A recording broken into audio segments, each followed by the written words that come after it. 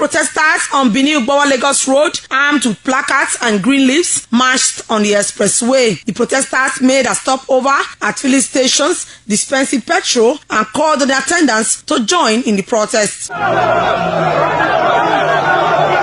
The protesters also made a stopover at every point where there was a barricade manned by other groups of protesters who enforced what they described as total lockdown to press home their demands.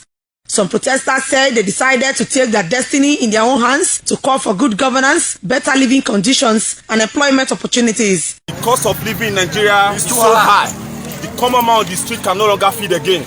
What we are telling Mr. President, the whole border should be opened and Nigerians are hungry. We want to eat, we want to be happy. We are here as a youth to protest, not to end only SARS and SWAT. But the corruption in this country is too much.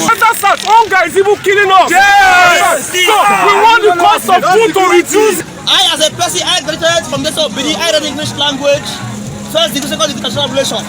For 50 years, no job.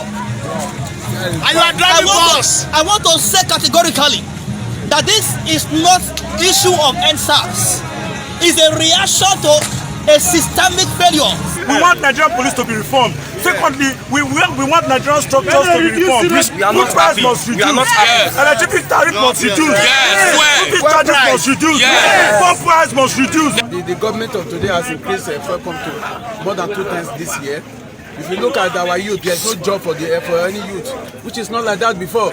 Reacting to the violent attack at the Benin Correctional Center and the burning of police station, an activist, Barrister Abraham of Yahweh, condemned the act in strong terms, saying violence was never part of the peaceful protest. As a people and as an organized structure, we believe in non-violent approach to driving our activity, on the strength of which right now we want to condemn the violence that have taken turn in various parts of Benin City.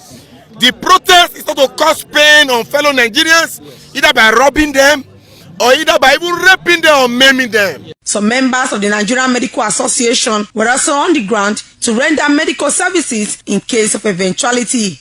We are trying to offer a bit of solidarity to the ongoing protest.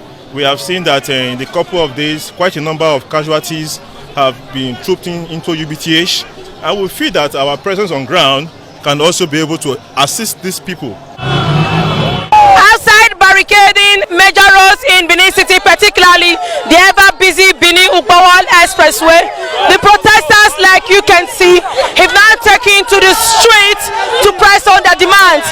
They say they believe that all they've been doing has not been yielding positive results by merely blocking the roads, but they decided to take to the streets to ensure that those in authorities get to hear their voice. They are calling for good governance, a better Nigeria where everyone will have equal opportunities and also continue to reap the dividends of democracy. From Benin, Beth Mbiere reporting.